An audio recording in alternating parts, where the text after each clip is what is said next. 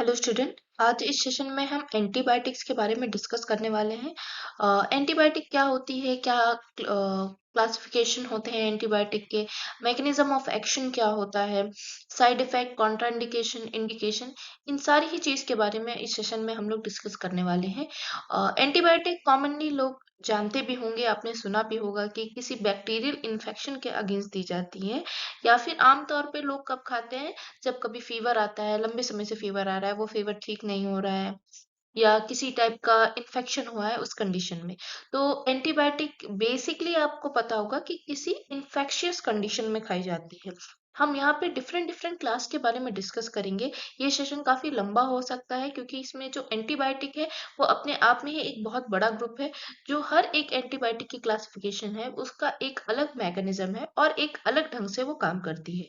इसमें कुछ specific antibiotics होती हैं, कुछ अनदर एंटीबायोटिक्स होती हैं जिसको अदर एंटीबायोटिक्स में कंसिडर किया जाता है।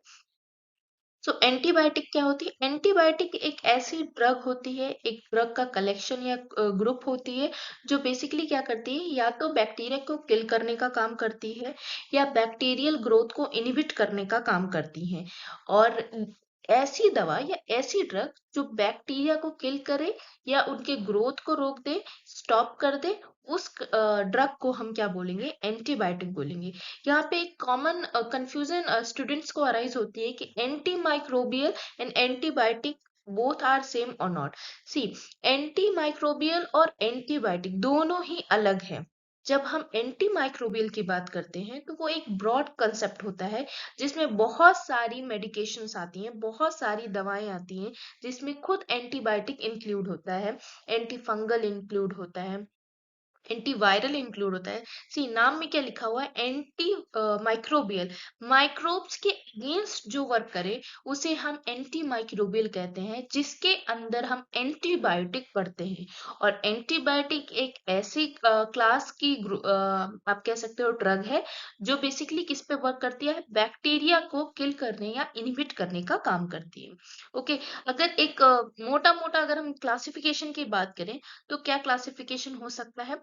हम स्पेक्ट्रम के बेसिस पे क्लासिफाई कर सकते हैं, जिसमें ब्रॉड स्पेक्ट्रम और नैरो स्पेक्ट्रम एंटीबायोटिक आती है। ब्रॉड स्पेक्ट्रम बेसिकली वो एंटीबॉडीज होती हैं जो ओवरऑल माइक्रो ऑर्गेनिज्म पे वर्क करेंगी, जबकि narrow spectrum specific micro organism पे वर्क करने के लिए, उनको इनहिबिट या किल करने के लिए रिस्पॉन्सिबल होती हैं।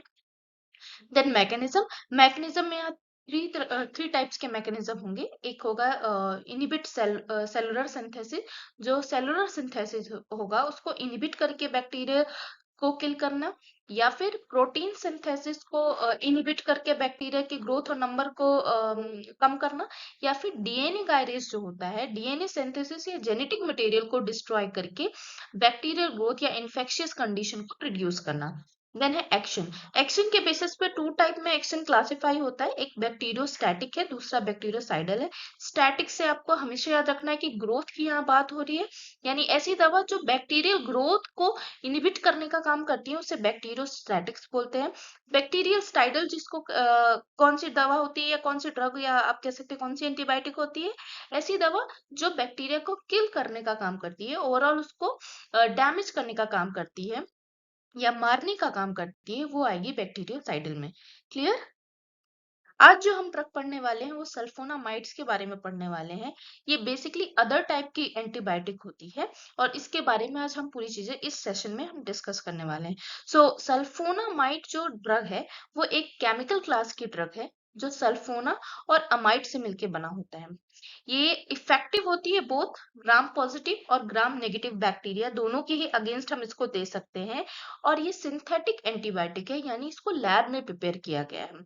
अगर लो डोज पे हम सल्फोनामाइड को देते हैं तो ये बैक्टीरियोस्टैटिक्स की तरह काम करती है, जबकि अगर हम हाई डोज पे देते हैं तो ये बैक्टीरियोस्टाइडल की तरह वर्क करती है। क्लियर? और ये जो ड्रग है ये मेनली किस पे वर्क करती है? पायोजेनिक माइक्रो ऑर्गेनिज्म पे, यानी ऐसे माइक्रो ऑर्गेनिज्म जो पस फॉर्मेशन करते हैं उसको ट्रीट करने के लिए हम सल्फोनामाइड्स का यूज करते हैं। इसमें कुछ कॉमन ड्रग है जो यहाँ पे मैंने मेंशन की है, ये सारी ड्रग हम यूज करते हैं। नेक्स्ट, अगर मैकेनिज्म की बात करें, वैसे अगर हम ये देखें कि जो बैक्टीरिया होता है किस तरीके से ग्रो करता है। तो लेफ्ट साइड में मैंने ये दिखाया है कि सेल डिवीजन किस तरीके से होता है, और राइट साइड में मैंने ये शो किया हुआ है कि किस तरीके से ड्रग जो है वर्क कर रही है हमारे बॉडी के अंदर, राइट।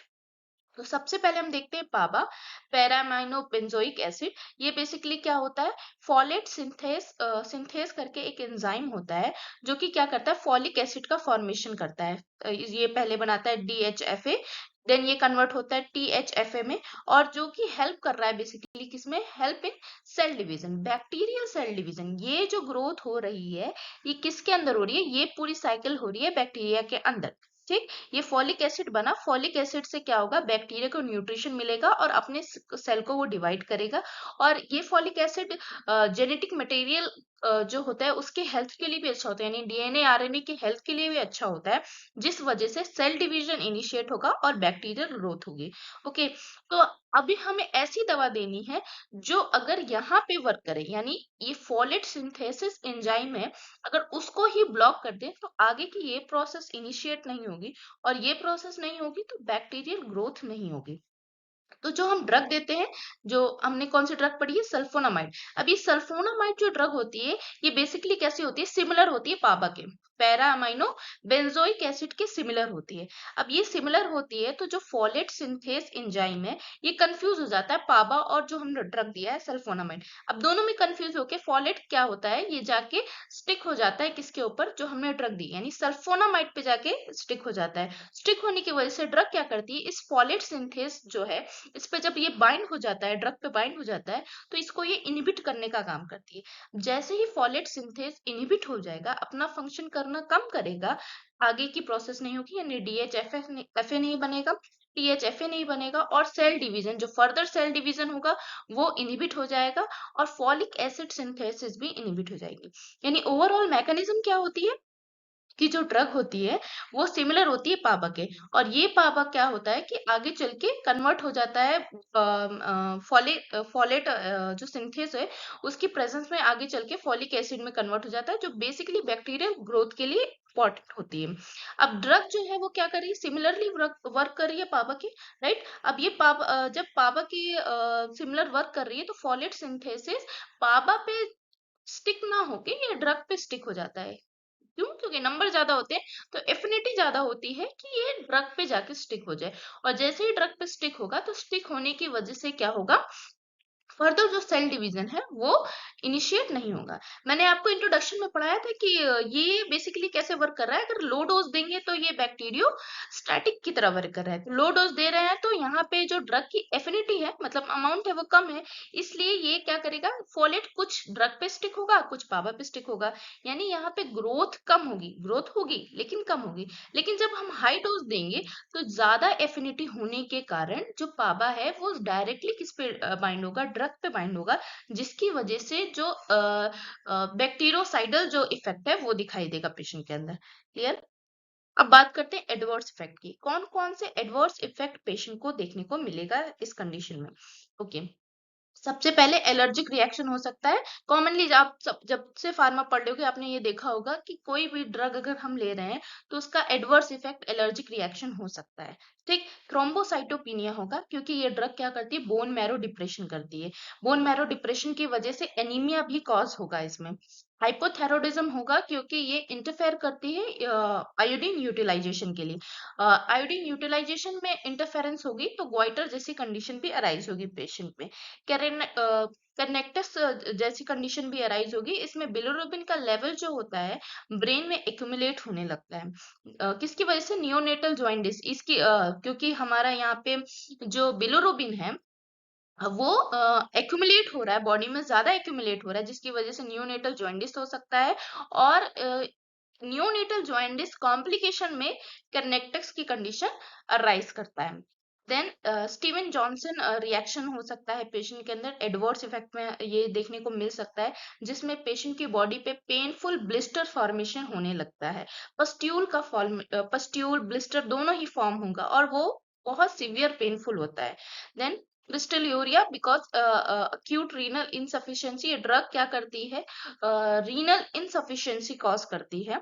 और क्योंकि यहाँ पे रीनल insufficiency है, इसलिए ऑब्स्ट्रक्शन होगा यूरिनरी ट्रैक में।